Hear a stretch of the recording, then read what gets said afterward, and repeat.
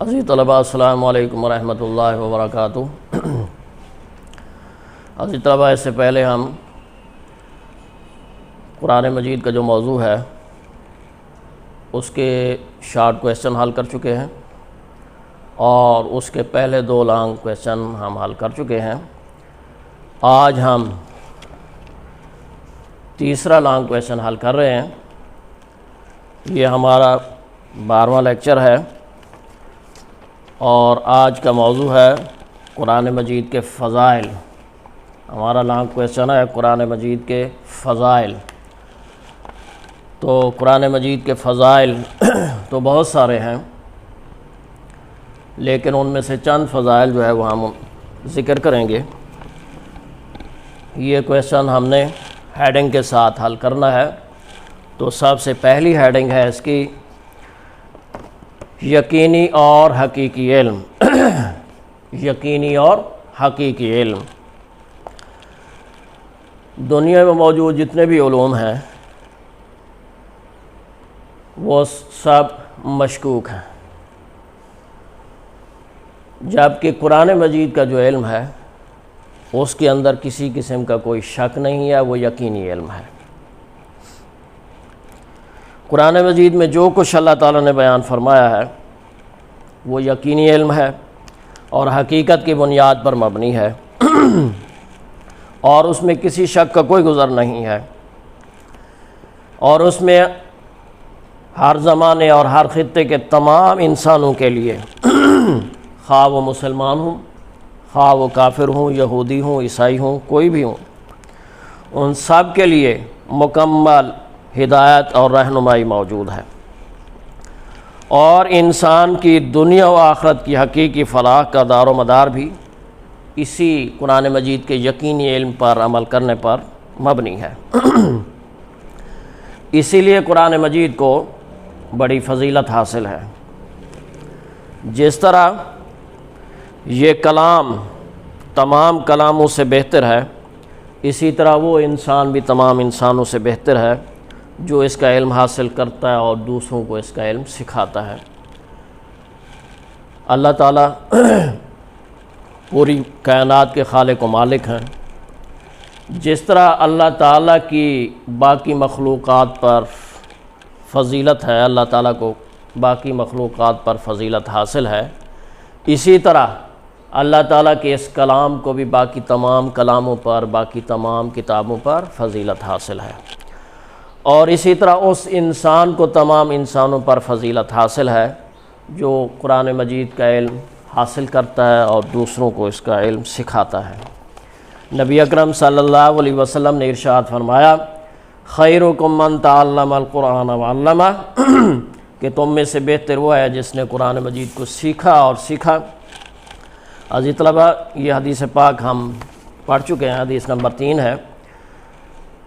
تو اس حدیث کا یہ تقاضا ہے کہ ہمیں سب سے زیادہ قرآن مجید کے علم کی طرف توجہ دینی چاہیے، حاصل کرنا چاہیے، اور کسی بھی محنت سے دریغ نہیں کرنا چاہیے اگر ہم یہ چاہتے ہیں کہ ہمیں دنیا و آخرت میں کامیابی حاصل ہو اور تمام انسانوں میں سے ہمیں سب سے زیادہ فضیلت ملے، تو ہمیں قرآن مجید کا علم حاصل کرنا چاہیے اور دوسروں کو سکھانا چاہیے۔ اگلی ہیڈنگ ہے سب سے زیادہ تلاوت۔ عزیز طلباء، دنیا میں موجود جتنی بھی کتب ہیں، جتنی بھی کتابیں ہیں، ان سب میں سے سب سے زیادہ قرآن مجید کو پڑھا جاتا ہے، اس کی تلاوت کی جاتی ہے۔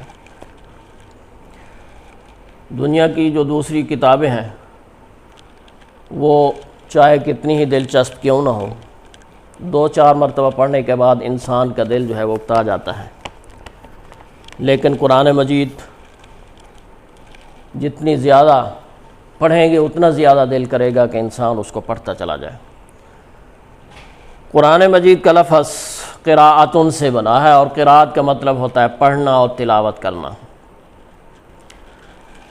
قرآن مجید کو قرآن مجید اسی لیے کہتے ہیں کہ قرآن مجید جو ہے وہ بار بار پڑھا جاتا ہے۔ قرآن مجید دنیا کی وہ واحد کتاب ہے جو سب سے زیادہ پڑھی جاتی ہے۔ کوئی لمحہ ایسا نہیں کہ جب دنیا کے کسی نہ کسی کونے میں اس کی تلاوت نہ کی جا رہی ہو، کسی کتاب کو ایک دو بار پڑھنے کے بعد انسان اکتاہٹ محسوس کرتا ہے، لیکن قرآن مجید کو یہ فضیلت حاصل ہے کہ جسے بار بار پڑھنے کے بعد بھی انسان اس سے اکتاہٹ محسوس نہیں کرتا۔ جیسے جیسے قرآن مجید کا علم انسان سیکھتا جاتا ہے، اسی قدر زیادہ اس کے دل میں یہ شوق پیدا ہوتا جاتا ہے کہ اس کو پڑھے۔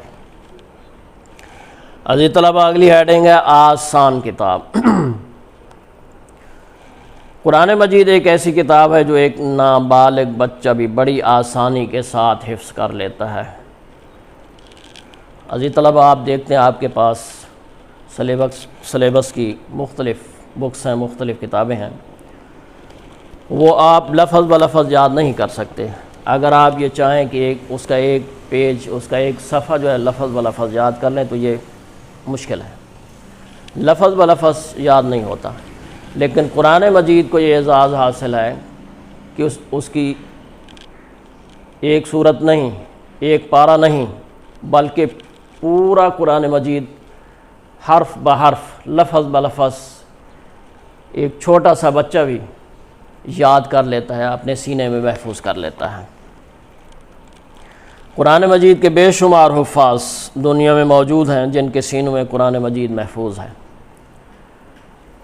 قرآن مجید کو یاد رکھنا بھی آسان ہے، اور قرآن مجید کی جو تعلیمات ہیں وہ بھی آسان ہیں، ان پر عمل پیرا ہونا، عمل کرنا بھی آسان ہے، اور ان کو سمجھنا بھی انسان کے لیے آسان ہے۔ ہر شخص سمجھ سکتا ہے، وہ کوئی میتھ کے ایسے کویسچن نہیں ہے جو سمجھ نہ آ سکے۔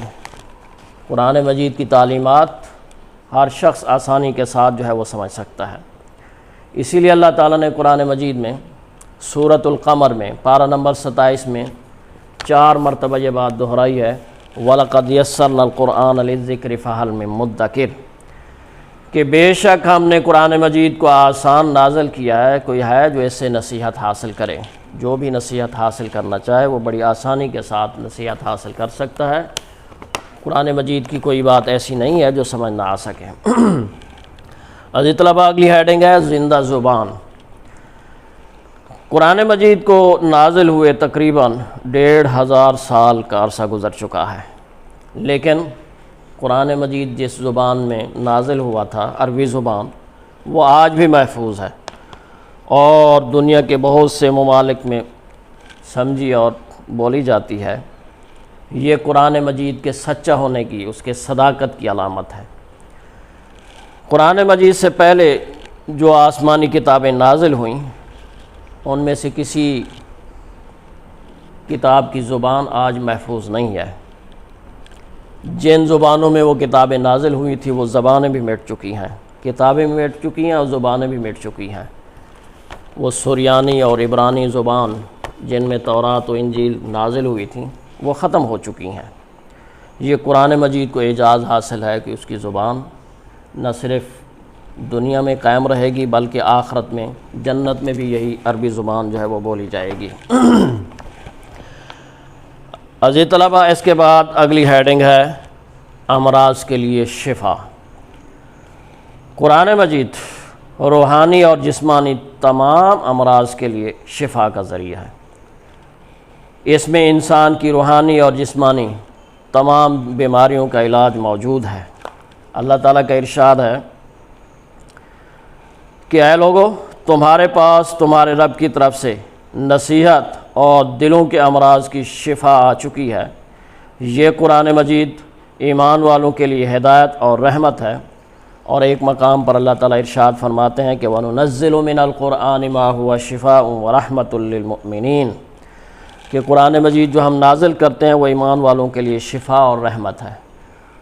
روح کے جتنے امراض ہیں ان سب امراض کا علاج قرآن مجید میں موجود ہے، اور جسمانی امراض کا علاج بھی قرآن مجید میں موجود ہے۔ عزیز طلبہ، اس کے بعد اگلی ہیڈنگ ہے قول فیصل، یعنی ایسی کتاب جو فیصلہ کرنے والی ہے۔ نبی اکرم صلی اللہ علیہ وسلم کا فرمان ہے کہ یہ قرآن مجید قول فیصل ہے، یہ کوئی فضول اور مذاق کی بات نہیں ہے۔ جو کوئی جابر اس کو چھوڑے گا اللہ تعالیٰ اس کو توڑ کر رکھ دے گا، اور جو کوئی قرآن مجید کو چھوڑ کر ہدایت کسی اور جگہ سے تلاش کرے گا تو اس کے حصے میں گمراہی کے سوا کچھ نہیں آئے گا۔ ہدایت صرف قرآن مجید سے ملے گی، اور یہ فیصلہ کن کلام ہے، قول فیصل ہے۔ اور آپ نے یہ بھی ارشاد فرمایا کہ قرآن مجید کو پڑھا کرو، یہ قیامت کے دن اپنے پڑھنے والے کے لیے سفارشی بن کر آئے گا، اس کی سفارش کرے گا۔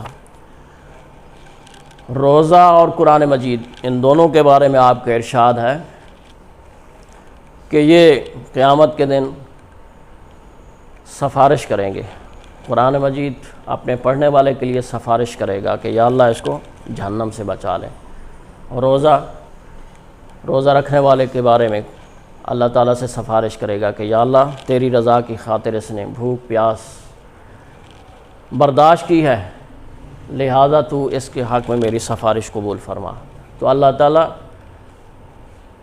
قرآن مجید کی اور روزے کی سفارش اس مسلمان کے حق میں قبول فرمائیں گے۔ عزیز طلبہ، اس کے بعد اگلی ہیڈنگ ہے تلاوت اور عمل۔ قرآن مجید کی تلاوت بڑی نیکی ہے، اور اس کے ایک ایک حرف کی تلاوت پر 10 نیکیاں ملتی ہیں۔ ایک ایک حرف کی تلاوت پر، ایک ایک لفظ نہیں، ایک ایک حرف۔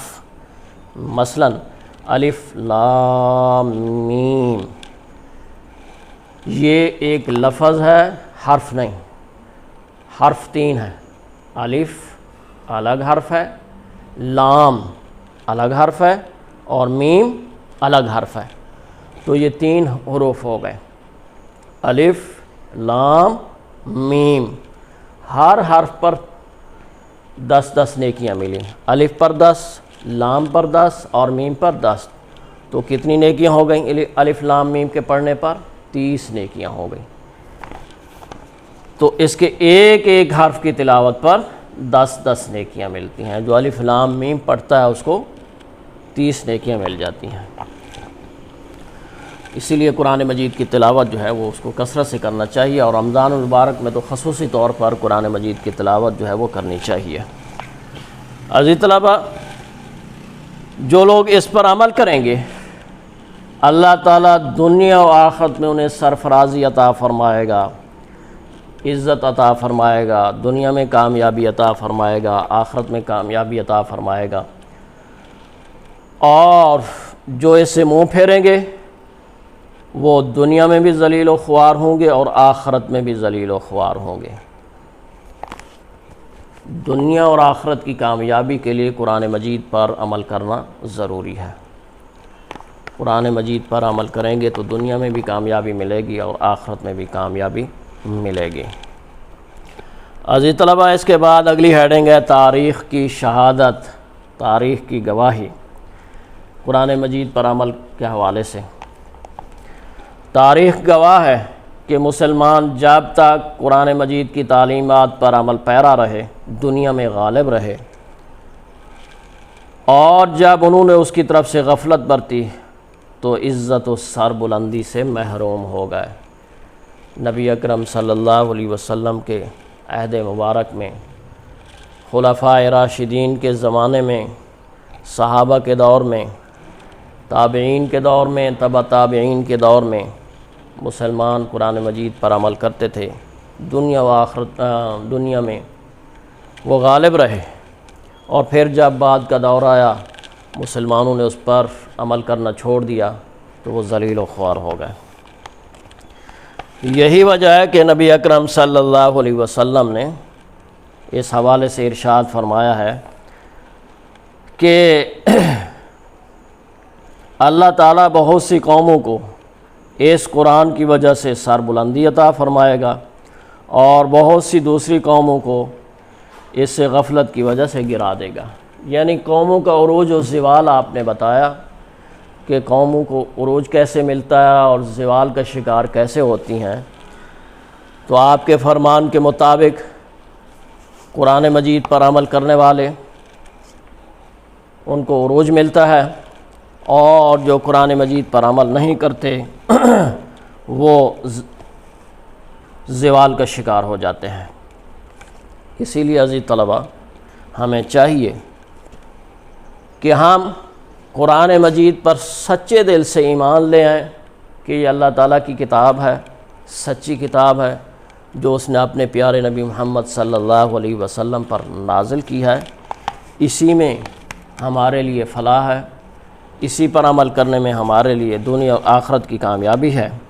اور اس کے ساتھ ساتھ ہم قرآن مجید کو پڑھنا سیکھیں، صحیح تلفظ کے ساتھ پڑھیں گے تو اجر اور ثواب ہوگا۔ خدا نخواستہ اس کو نہ سیکھا اور غلط تلفظ سے پڑھتے رہے تو اجر و ثواب کی بجائے گناہ ہوگا۔ اس لیے قرآن مجید کو جو ہے وہ تجوید کے ساتھ، صحیح تلفظ کے ساتھ پڑھنا جو ہے وہ سیکھنا چاہیے۔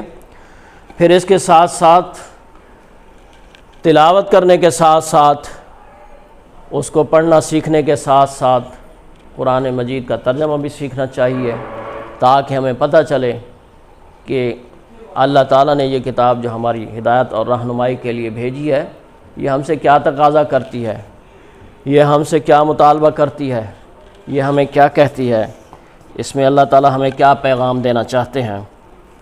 اس لیے اس کو سمجھیں اور پھر اس کے بعد خود بھی اس پر عمل پیرا ہوں، اور اس کے ساتھ ساتھ اللہ کا یہ پیغام دوسروں تک بھی پہنچائیں۔ تو عزیز طلبہ، قرآن مجید کے یہ حقوق ہیں جو ہم سب مسلمانوں پر لازم ہیں کہ قرآن مجید کو ہم اس حیثیت سے کہ وہ اللہ تعالیٰ کی کتاب ہے، سچی کتاب ہے، اس پر ایمان لے آئیں۔ پھر اس کے ساتھ قرآن مجید کو سیکھیں، سمجھیں اس کو، اس کی تلاوت کریں، اور اس کے ساتھ ساتھ قرآن مجید پر عمل کریں۔ عمل کرنے کے ساتھ ساتھ قرآن مجید کا پیغام جو ہے وہ دوسروں تک پہنچائیں، اور اس کے ساتھ قرآن مجید کا جو نظام ہے، جو قرآن مجید ہمیں نظام دیتا ہے، دنیا میں اس کو غالب کرنے کی کوشش کریں۔ تو عزیز طلبہ، یہ لانگ کویشچن آپ نے یاد کرنا ہے اور اس کی صرف ہیڈنگز آپ نے لکھ لینی ہیں۔ اللہ تعالی ہم سب کا حامی و ناصر ہو۔